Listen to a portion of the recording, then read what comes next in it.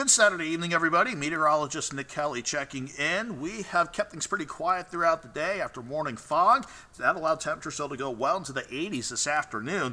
Looking pretty calm to start the evening out so far, but a frontal boundary just to our north and west is going to keep any expected storm chances to our north and west as we head through the night. But this cold front stretching from Wyoming back into northern California, that's what's lining up for early next week, along with a couple upper-level waves from the northwest, and especially this impulse coming out of Los Angeles and actually coming out of the Pacific first before it heads toward Los Angeles. All of that will play a role in the forecast as we head into early next week. As far as the short term goes, we will keep things quiet for tonight, mostly clear in general, but by morning, especially south and east of I-44 and some low-lying spots, I wouldn't be shocked at all if you had to wake up to some areas of fog again, but not particularly dense. If any fog develops, though, we'll burn it away quickly after sunrise, and we'll enjoy another quiet day with mostly sunny skies through your Sunday. Then, as we head toward late Sunday night, that frontal boundary north and west will keep any big storm chances out in Kansas and northwestern Missouri. With that being said, I wouldn't be shocked if a couple of those storms, weakening as they try to come in, should clip parts of the western and northern Ozarks, mainly north and west of Springfield. Then we'll just watch for an additional isolated storm or two during the day on Monday, but otherwise many of us should be dry for Monday with partly sunny skies in place. Now, as far as short-term temperatures go, it's going to be quite mild to wake up Sunday morning. Many of us back in the lower 60s, and then quickly pushing into the lower 80s by the noon hour on Sunday.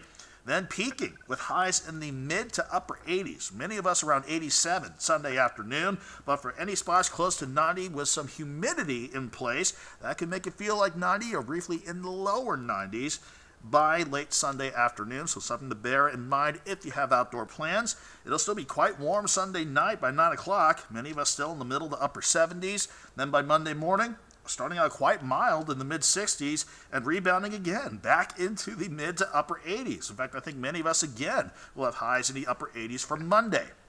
Now, our better chances for storms will start to ramp up as these upper-level lows in our next front starts to approach on Tuesday. I think we're dry to start the morning out on Tuesday. That's been fairly consistent. And what's also stayed consistent is our first alert weather day for Tuesday because of what could unfold as early as 4 o'clock Tuesday afternoon. Some scattered storms or developing line of storms could be just getting started by that time just outside of the Ozarks. And then we could have additional numerous showers and storms, strong to severe, working through the Ozarks and trying to hold on until about midnight or 1 o'clock Wednesday morning. Then that trailing front could keep some additional storms in the southern Ozarks for Wednesday afternoon, with everybody else behind the front a little bit cooler and drier.